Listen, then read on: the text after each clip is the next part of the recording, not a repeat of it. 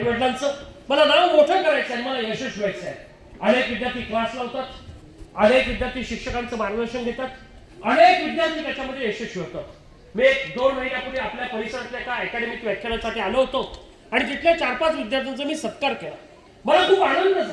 महाराष्ट्राच्या विविध भागातून विद्यार्थी येतात, स्वतःच्या पायावरती उभे राहतात आणि जाताना नेहमी विनोदाने म्हणतो सर, अनेक विद्यार्थी वर्गात बसताना सुद्धा गंभीर होऊन असतात. म्हणजे जणू काय रशिया आणि युक्रेनचं युद्ध चालू आहे. पाहिजे कर्तृत्व पाहिजे, कॉन्फिडन्स पाहिजे. काही काही विद्यार्थी गोळा फेकताना सगळ्यांच्या अंगावर फेकतात. अरे तिकडं फेकायचं, इकडं कुठलं, हा कॉन्फिडन्स नसतो. काही मुलांचा मी आता एमपीएससीच्या मुलांच्या मुलाखती घेतो, 5 झालेल्या मुलांच्या मुलाखती घेतो, 5 झालेल्या मुलांच्या मुलाखती घेतो. मी अनेक विद्यार्थ्यांशी बोलतो, संवाद साधतो. मी नंतर बोलणार आहे विस्तृतपणे. काही विद्यार्थ्यांच्या हाताला घाम येतो, काही विद्यार्थ्यांना उत्तर येतं पण लिहिता येत नाही. काही विद्यार्थी इकडं बघ तिकडं बघ, दाखीव बघ, हे करते नाही. यशाला शॉर्टकट नाही.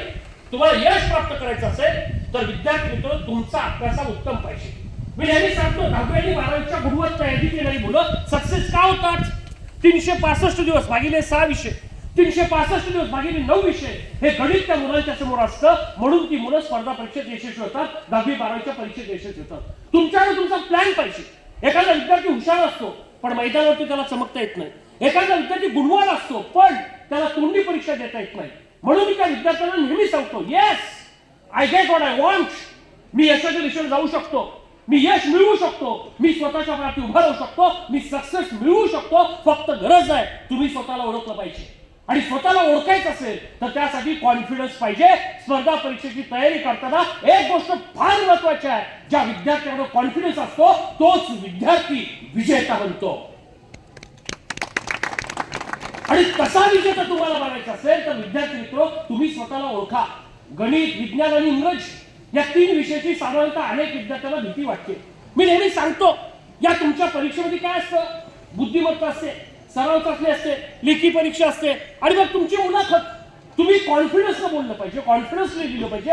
आणि सगळ्यात महत्वाचं, परीक्षेला सामोरे जात असताना विद्यार्थी मित्र तुम्ही एक गोष्ट डोळ्यासमोर ठेवली पाहिजे की येस मी पहिल्या प्रयत्नात यशस्वी होणार. 1 मार्कानं, 2 मार्कानं, 3 मार्कानं अनेक विद्यार्थी अनेक परीक्षेला नापास होतात. 4-4, 5-5 वर्ष अभ्यास करतात आणि मग त्यांना वाटतं मला यश का मिळत नाही. मी नेहमी सांगतो, ज्या मुलाला स्पर्धा परीक्षेचा अभ्यास करायचा आहे त्यानं फेसबुक, व्हॉट्सअप, सोशल मीडिया याच्यापासून दूर राहिलं पाहिजे. नाहीतर तयारी करतोय स्पर्धा परीक्षेची आणि झाडाखाली जाऊन टाकतो स्टेटस एकटा वाघ. मग हे बिबटे आल्यापासून घरात बाहेर पडलेलं नाही त्याचं काय वेगळंच, पण आमचं स्टेटस काय एकटा बास. टायगर अभी जिंदा है नाही. विद्यार्थी मित्र तुम्हाला तुमच्या आयुष्यात घडायचं असेल तर तुमच्यातला कॉन्फिडन्स तुम्हाला जागृत करता आला पाहिजे. आणि तो कॉन्फिडन्स जागा करायचा असेल तर तुमच्या अभ्यासाची पद्धत, सरावाची पद्धत ही पहिल्यांदा समजून घेणं हे फार महत्वाचं आहे. आणि म्हणून मी नेहमी सांगतो की विद्यार्थी मित्र तुम्हाला यश प्राप्त करायचं असेल तर त्यासाठी तुम्ही तुमचा पाया हा पहिल्यांदा भक्कम करा. ज्या विद्यार्थ्याचं मराठी व्याकरण उत्तम नसेल तर व्याकरण समजून घेतलं पाहिजे. ज्याला हिंदीवरती प्रभुत्व मिळायचं, ज्याला इंग्रजीवरती प्रभुत्व मिळायचं आणि नुसता पोलीस भरती व्हायचं नाही तर मला एक प्रशासकीय अधिकारी व्हायचं आहे ही शपथ प्रत्येक विद्यार्थ्याने घेतली पाहिजे. आणि म्हणून आजच्या कार्यक्रमाच्या निमित्तानं मी एक आवर्जून उदाहरण सांगतो की मुलं यशस्वी का होतात. विद्यार्थी मित्र 5 वर्षापूर्वी एमपीएससीच्या परीक्षेचा निकाल लागला पाडीचा. आणि या परीक्षेमध्ये कोण पास झालं? जो मुलगा दुसऱ्याच्या लग्नात वाजंत्री म्हणून जात होता तो मुलगा एमपीएससीची परीक्षा पास झाला. गंमत अशी होती की ज्या दिवशी परीक्षेचा निकाल होता त्याच दिवशी तो पोरगा दुसऱ्याच्या लग्नात वाजवायला गेला होता. एका पत्रकाराच्या लक्षात आलं, येस आज परीक्षेचा निकाल लागला एमपीएससीचा, पण याच्यात पास झालेला पोरगा हा आपल्याच गावातला आहे, आपण त्याचा जाऊन सत्कार करूया. तो पत्रकार एक बुके घेतो, एक शाल घेतो, श्रीफळ घेतो आणि त्या मुलाच्या घरात जातो मुलाचा सत्कार करण्यासाठी. घरात गेल्यानंतर आईला विचारतो, आई मुलगा कुठे आहे? आई सांगते मुलगा बारामतीच्या जवळ एक गाव आहे तिथे एक मंगल काढले, त्या लग्नामध्ये पोरगं दुसऱ्याच्या लग्नात वाजवायला गेले. पत्रकाराच्या डोळ्यामध्ये अश्रू आले, कारण जो अधिकारी झालाय तोच आज दुसऱ्याच्या लग्नात वाजवायला गेलाय. पत्रकार गाडीवरती एका मित्राला घेतो, त्या मंगल कार्याच्या जवळ जातो. 1, 2, 3, 4 मंगल कार्य पालखी घालतो आणि 4थ्या ठिकाणी जाऊन बघतो तर काय एक मुलगा गळ्यात ताशा अडकून हातात 2 काट्या घेऊन दुसऱ्याच्या लग्नात वाजवत होता. तो पत्रकार त्या मुलाच्या जवळ गेला आणि इतकंच म्हणला, मित्रा आज तू दुसऱ्याच्या लग्नात वाजवत आहेस, पण तुला माहिती आहे का तू आज एमपीएससीची परीक्षा पास झालायस. त्या मुलाच्या डोळ्यामध्ये आनंदाचे अश्रू आले. तो मुलगा इतकंच म्हणाला, की दादा मी MPSC ची परीक्षा पास झालो हे इथं असलेल्या कुणाला सांगू नकोस. हे सगळं चित्र पाठीमागून 80 वर्षाचे एक आजोबा पाहत होते. 3:36 लग्नाचा मुहूर्त होता. नवरीने नवऱ्याला हातोरा घातले, फटाकडे वाजवल्या, लग्न समारंभ पूर्ण झाला. पण त्या आजोबांनी 500 रुपयाचं आहेराचं पाकिट आणलं होतं. ते पाकिट खिशातलं घेतलं आणि त्या नवरीला न देता MPSC ची परीक्षा पास झालेल्या मुलाच्या खिशात घातलं आणि त्या मुलाला एक प्रश्न विचारला. तो प्रश्न फार मार्मिक होता. त्या मुलाला एकच प्रश्न विचारला, सांग बा तू MPSC ची परीक्षा पास झालास या यशाचं गमत काय? त्या मुलानं दिलेलं उत्तर अतिशय मार्मिक आणि समर्पक होतं. ते पोरगं इतकंच म्हणालं की सर, काका, आजोबा, मी MPSC ची परीक्षा पास झालो या यशाचं गमत इतकंच आहे की मी ज्या वेळेला अभ्यास करायचो त्यावेळी एका डोळ्यामध्ये चुलीवरती भाकऱ्या करणारी आई दिसायची आणि दुसऱ्या डोळ्यामध्ये शेतामध्ये बैलासारखा राबणारा बाप मला दिसायचा. हेच माझ्या यशाचं गमत आहे.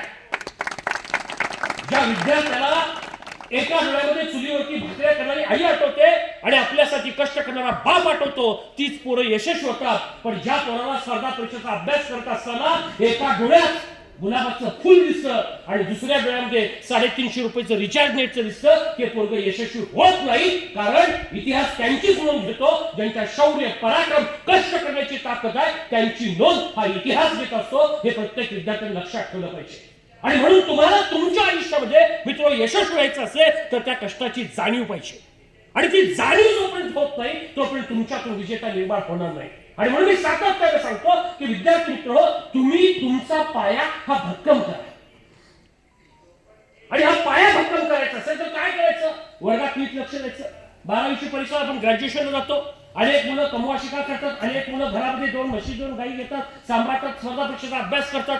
ती मुलं यशस्वी होतात. फक्त गरज आहे योग्य वेळी योग्य वळण. तुम्हाला संस्कार, संगत, सोबत, सवय, सराव, सातत्य या गोष्टी स्पर्धा परीक्षेत फार महत्वाच्या आहेत. आणि म्हणून या सभागृहात उपस्थित असणाऱ्या सर्व विद्यार्थ्यांना विनंती करेन की विद्यार्थी मित्र, स्वतःला ओळखा, शिस्त करा, नियम करा. आज मी कार्यक्रमाला येत असताना अनेक विद्यार्थी इकडं रस्ता बंद पलीकडून चाललेत. का? आम्हाला शिकता येत नाही, आम्हाला ऐकता येत नाही, आम्हाला समजून घेता येत नाही. जो विद्यार्थी आयुष्यभर शिकण्याचा प्रयत्न करतो तो यशस्वी होतो. आणि म्हणून मी सातत्यानं सांगतो, डॉक्टर बाबासाहेब आंबेडकर ज्या व्यक्तीने या देशासाठी घटना अर्पित केली, शिका, संघटित व्हा आणि संघर्ष करा, हा इतिहास तुमच्यासमोर ठेवण्याचं काम केलं. आणि याच्याही पलीकडे जाऊन मी सांगतो, जी व्यक्ती सार्वजनिक दिव्याखाली बसून अभ्यास केला पण या देशामधला अज्ञान पूर्ण नष्ट करून ज्ञानाचा प्रकाश पाडण्याचं काम डॉक्टर बाबासाहेब आंबेडकरांच्या महामानवाने केलं, त्यांचा आपण आदर्श खऱ्या अर्थाने घेतला पाहिजे. छत्रपती शिवाजी महाराज, मी नेहमी सांगतो की सक्सेस काय असतो, यश काय असतं? यश एका दिवसात मिळत नाही. प्रिय